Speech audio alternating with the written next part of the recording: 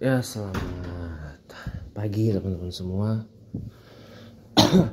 Tayangan saya pagi ini dari Selasa 20 Agustus 2024. Kembali kita merefresh ya tentang apa yang pernah kita bahas beberapa waktu lalu. Dan ini memang agak out of regularities ya, atau bisa dikatakan ini irregular content, yaitu tentang dunia mistis dan dunia supernatural ya, dimana saya itu ya kalau boleh dibilang pengetahuan saya tentang hal-hal seperti itu, saya jujur akui terbatas ya. Tapi saya tuh mulai sedikit tahu tentang hal-hal yang bersifat supranatural, goib ya.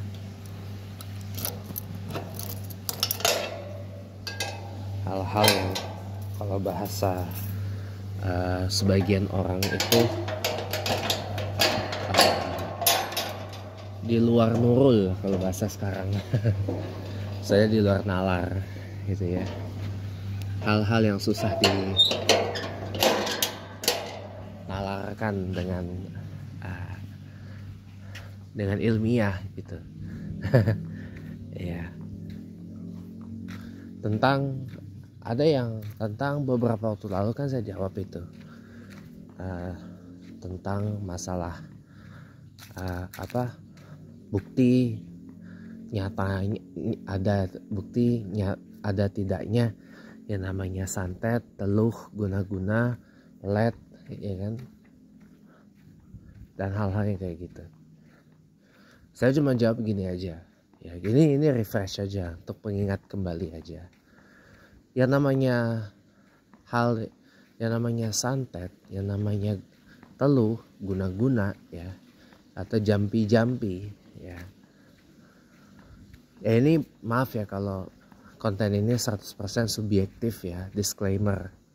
Semua saya pulangkan lagi kepada Anda ya. Tapi kalau secara subjektif saya sih percaya bahwa itu ada, nyata gitu.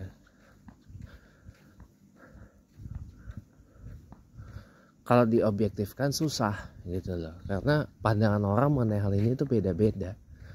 Kalau saya memandang hal-hal seperti itu memang benar adanya kok. Dan saya punya alasannya, saya punya dasar percaya akan hal-hal yang seperti itu.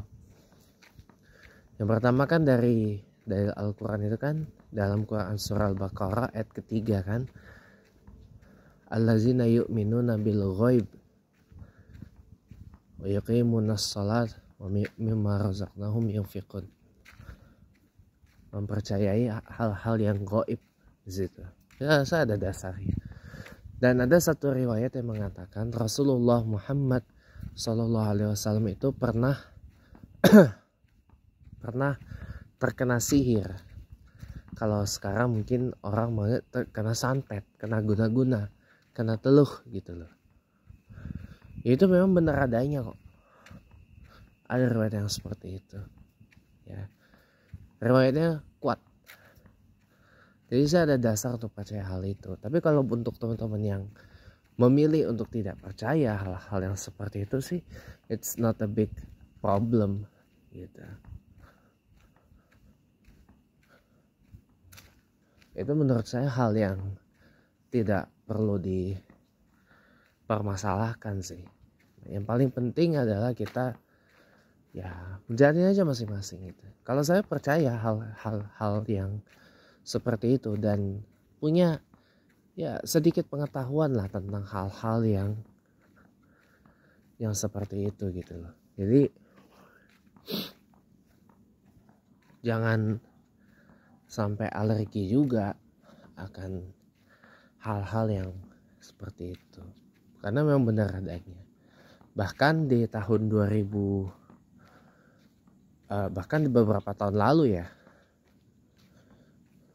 tuh sempat ada wacana mau bikin satu acara yang judulnya tuh keren ya, festival depannya, tapi Festival Santet Nusantara.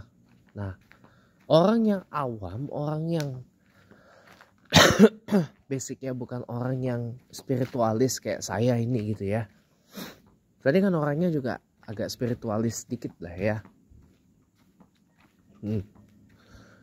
Kalau orang yang non spiritualis ya, orang yang non supranaturalis ya pasti akan mengkonotasikan, wah ini negatif nih, wah ini bertentangan nih dengan syariah Islam nih, ini bertentangan dengan hukum Allah ini syirik ini dan sebagainya.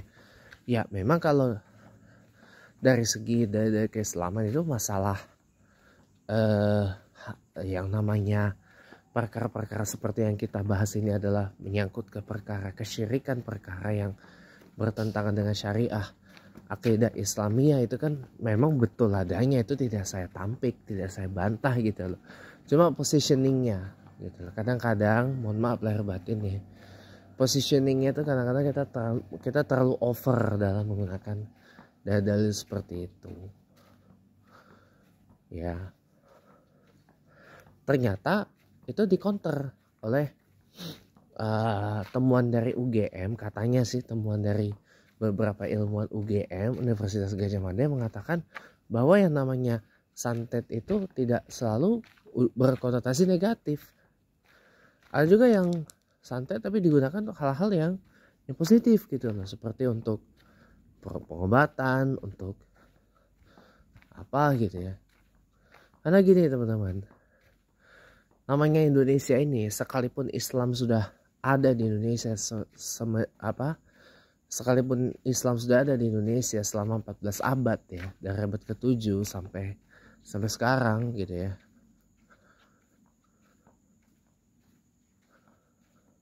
Itu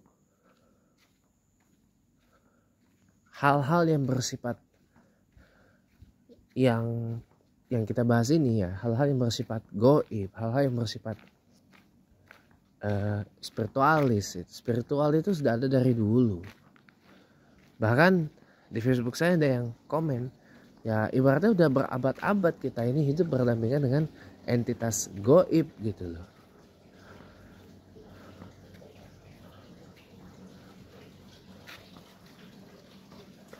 Jadi kalau pengen membuktikan benar adanya secara nyata, Anda mungkin saya kasih solusi.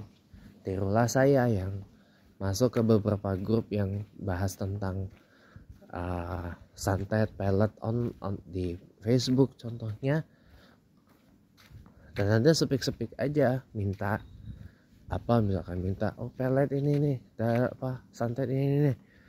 Kalau ada yang menawarkan lewat, kalau ada yang langsung bilang DM nomor HP-nya kasih. Kalau orang itu beneran ngerespon, bener kasih nomor HP, berarti dia benar adanya. Berarti dia benar adanya gitu loh. Kalaupun biasanya kan itu dia ada maharnya. Mahar itu tuh untuk mengganti biaya ritual. Ya ibaratnya kalau bahasa yang mudah uang capek lah gitu kan. Ibaratnya uang capek, uang apresiasi lah gitu kan. Uang capeknya gitu. Ibaratnya uang transport, uang capek, uang apa gitu kan, yang kita berikan itu gitu loh. Ibaratnya seperti itu. Ya masalah berhasil tidaknya ya itu tergantung kehendak Allah gitu loh. Nama amru iza arada syai'an ayaqula lahu kun fayakun gitu. Kalau saya pandangnya gini, kalau memang itu berhasil, ya memang sudah dikehendaki oleh Allah itu berhasil. Tapi kalau memang nggak berhasil ya bukan kehendak dari Allah, simple aja. Kalau memahaminya seperti itu. Cuman gini, maaf lahir batin ya, semua terpulang pada Anda teman-teman, mau percaya apa enggak akan hal-hal yang seperti yang kita bahas ini, atau Anda mau gunakan untuk hal yang positif atau hal yang negatif, itu semua terpulang pada Anda sendiri toh gitu kan. Karena biasanya orang yang nyantet orang, yang guna-guna orang, yang jampi-jampi orang, yang neluhin orang, yang kirim telut, yang neluhin orang, yang melet orang, itu kan biasanya untuk pada umumnya, ini saya bukan memvonis gitu ya, pada umumnya ini kan adalah untuk hal-hal yang buat sebagian orang tuh kurang baik lah gitu loh, bahkan nggak baik sama sekali gitu ya. Saya bilang mau ngelarangmu saya nggak bisa, I don't have power, saya nggak punya kuasa untuk melarang orang melakukan itu ya. Karena yang penting nomor satu uangnya ada, yang kedua udah ketemu dengan yang ahlinya, udah ketemu dengan dukunnya ya. Terus masalah orang mau melakukan untuk hal yang bagus atau nggak bagus kan ya, itu semua terpulang pada individunya masing-masing gitu loh.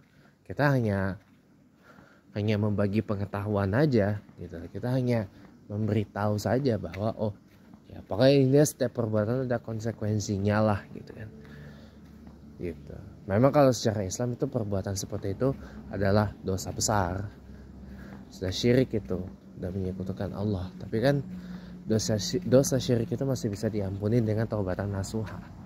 Kita syahadat lagi, kita sholat taubat, kita mandi wajib ya udah gitu loh. Insyaallah mudah-mudahan diampuni oleh Allah Subhanahu wa taala dosa kita gitu. Ya, sekian dan terima kasih, selamat aktivitas.